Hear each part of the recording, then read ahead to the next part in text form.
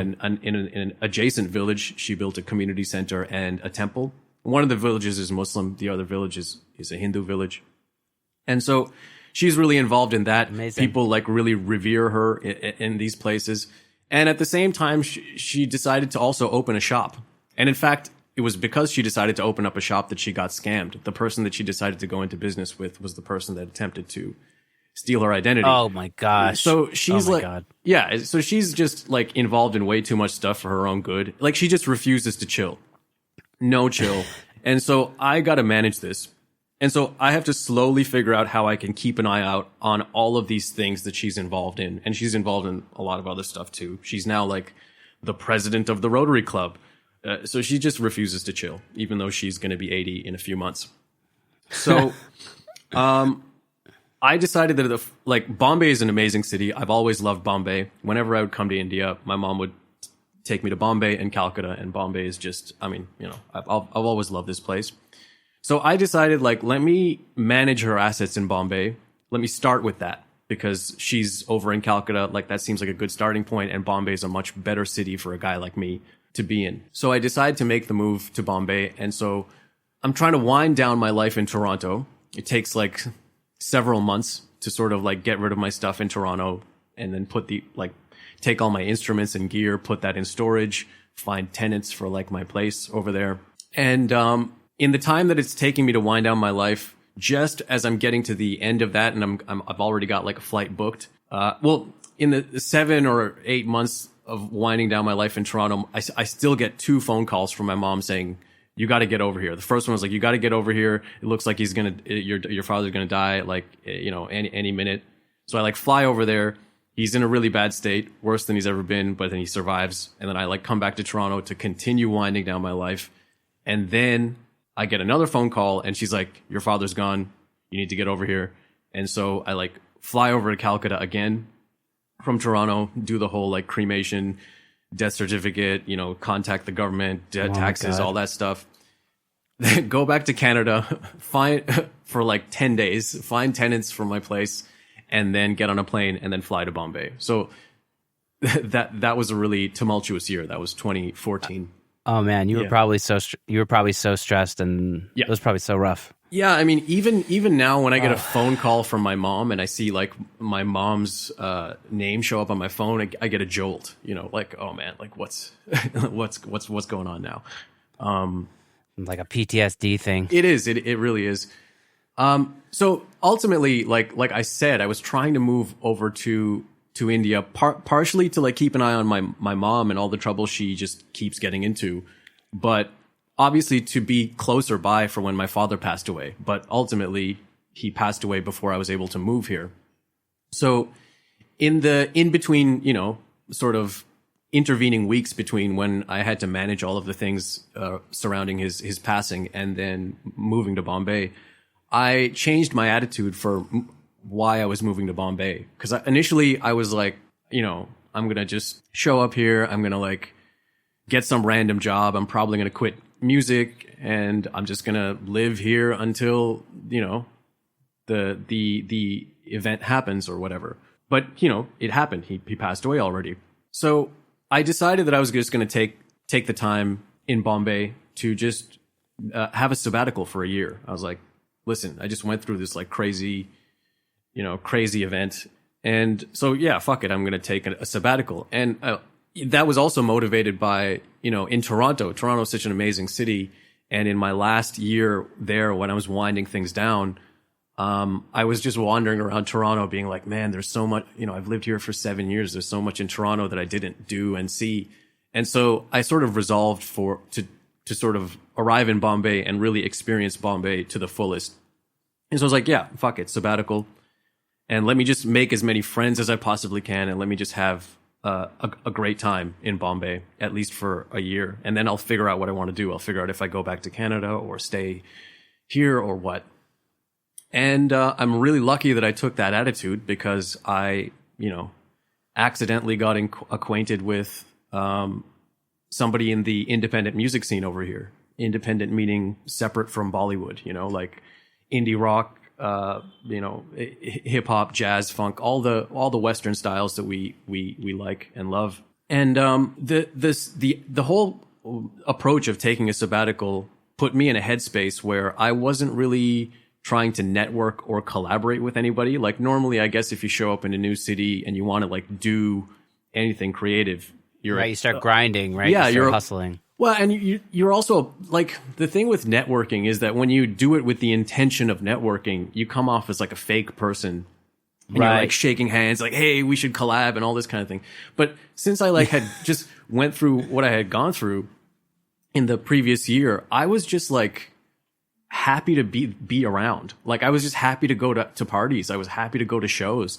And I resolved to like I had this resolution where it was like, if I get invited to a party or an event, like 9 times out of 10, I'm just going to go even if I feel like I don't want to go. You know, and usually it ends up being the case that you go and you have a good time and it's great. But I was just the guy who was there. Like I didn't really make it a point to tell people about the work that I had done. And by that time I had produced 2 albums in Toronto, but I wasn't talking too much about that. I was just really happy to be around, see what was going on in the scene, watch all these amazing artists sort of emerge. And I just became one of the people that was there in the community.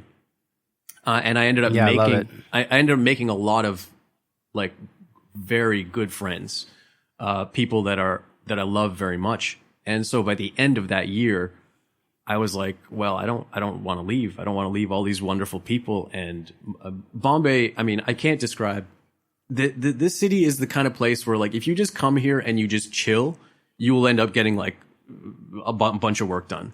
Like the whole vibe of the city is just like everyone's doing something. Like it's buzzing. You can't sit here for any like long period of time and not get like 10 projects done. That's just the nature of the place. Wow, so cool. Yeah, it's amazing.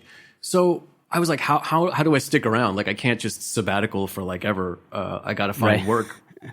So I did. I contacted some auntie in quotation marks because everyone's auntie uncle, and they gave me a phone number of somebody who gave me a phone number of somebody, and I followed that chain, and I eventually ended up with a gig at a Bollywood production house, and I just didn't know what that meant even, but I was like, especially at that time, I was like, okay, I'm getting a gig doing something that's in my field, quotation marks.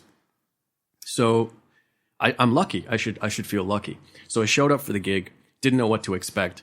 And I don't know if this type of thing exists anywhere else in the world, but when I showed up at this production house, it was very strange. It was like this one main producer guy, and he's the guy with the name and the reputation. And then he's got like 5 or 6 junior producers working under him. And it's just a room with these like cubicles with like an audio interface and like a computer monitor, and you just show up and like a small like MIDI controller, and they're just pumping out music for TV, film, movies, ads, like all day. Oh my god! Yeah, and you sort of work your way up, and I'm just like, even at that point, I was like, this is interesting. I mean, it was a nice place. Everyone there was really nice. It was a nice place. They got like guitars on the wall that you can pick up and use if you need to track something real quick. But it was just like a very strange, like I never conceived that such a place could exist. It's like industrialized music production. Yeah, very much so. But I still felt lucky. So cool. Yeah, I still felt lucky, and everyone there seemed nice. And so the first thing that this guy gives me is like, here's this vocal. It's like a Punjabi language vocal that was recorded to some other random EDM instrumental. And he's like, here's the vocal. I want you to make an instrumental for this that sounds exactly like Lean On by DJ Snake, except not so much that we're going to get sued. And yeah, so then I was like, okay, cool. I tried my best to do that in the 9 hours that they allotted me. And a couple of things really threw me off a bit. The first thing was, I mean, I was working on this track and I wanted to make sure I was heading in the right direction. So I sort of was asking the people working in the cubicles next to me, like, what do you think of this? And they were all giving me like verbatim the same feedback, like the same words, same sentences. And like, as a person who's artistically minded, I shouldn't say that because I don't want to throw shade on those folks or that industry. I think, I respect what they do. I mean, it's hard work, and it requires talent, and like people that work in Bollywood and film and do just churn out that kind of music like that. And I even have friends who do a sort of a higher end version of that. That's, you know, it's a lot, really hard work, and you know, I'm as we'll find out in a moment, I'm not cut out for that type of work. But the thing that really freaked me out about when I was asking for feedback was that they were giving me like the even the wording and choice of words and sentences was the same when in the feedback they were giving me. And so it's like, wow, how am I going to be an original thinker if I'm doing this? But that wasn't enough. I was like, cool. I was still like, what was the feedback? What did they say? They said, I can't remember because this was years ago, but the one thing that stands out is they kept saying this track sounds more like a remix than it should. And I didn't even know what to make of that. Because my approach to remixing is also like pretty crazy. So it's like I didn't know what to make of it. But even like the other feedback type points they were giving me, it was just all identical to one another. And so that to me seemed like the opposite of creativity. Like creativity requires me to just think in a lot of different disparate ways, you know, pulling ideas from all over the place. That experience made me feel weird. Like if I continued working there, my creativity would get blunted. And, you know, I was already in my 30s by this point. Like I could see myself, if I was in my 20s and I had ended up in that situation, to be like, yeah, I'm super lucky to be here and I should stick around. But at that time, I was like, man, I don't know. But I was still like, okay, let me finish this. Like, so I attempted to finish this track, you know, this ripoff of Lean On by DJ Snake. And I got to the end of the day, and the main producer guy was like, well, it's not quite up to scratch, but it's not a big deal. Like, it's a creative process. Come back tomorrow. There's something else you can work on, and you know, you've got talent, so we're gonna keep you around. But it wasn't until I got home from that first day of work that's when I realized that I needed to quit this job. And it was specifically because when I got home from that long day of working on this track, I had zero motivation to make any of my own music, like any music that, you know, resonated with me. Like after a long day of just like grinding it out and trying to make this strange track, all I wanted to do was, you know, read a book or smoke a joint or anything else other than like work on music. The last thing I wanted to do was open up Pro Tools or Ableton or anything. And I also was thinking about this guy. Like this guy, he's got a wife. His parents live next door. He's got 2 dogs. He's got all these different sources of meaning in his life, and that's fine. Like, you know, so cool. You just pump out music for films and ads and that, you know, and TV, whatever, and that's your job. And then the source of meaning in his life is his wife and his family and his dogs and all that stuff, and that's great. But I don't have any of those things. Like I don't have a spouse. I don't have I just have the one parent who's kind of crazy, and I gotta like make sure she stays out of trouble and like rein her in. Yeah, like I got, you know, I don't have these. Like the main source of meaning in my life is doing creative projects and helping other people manifest their creative projects.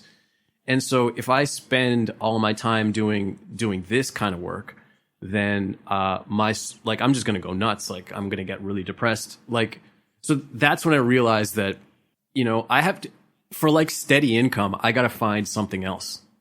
Like it could be one side hustle or it could be, you know, half a dozen side hustles, but I am willing to, and realize that I have to be willing to do these other side hustles if I want to produce music, whether it's my own music or music for other people that I really believe in order to get those projects and see those projects through, I've got to have some other source of income separate from producing like very, very commercial music that makes me kind of upset. So I quit that Bollywood gig and I went back to Canada and produced an album for my friends in a band called Roundelay. And that album, Roundelay is like this sort of hard rock band from my hometown that had kind of been on hiatus for years. And they had you know, put out a couple of albums, and they had these songs that they had never recorded before they went on hiatus. It was like an album's worth of songs. So I got them to send me the demos. And, you know, these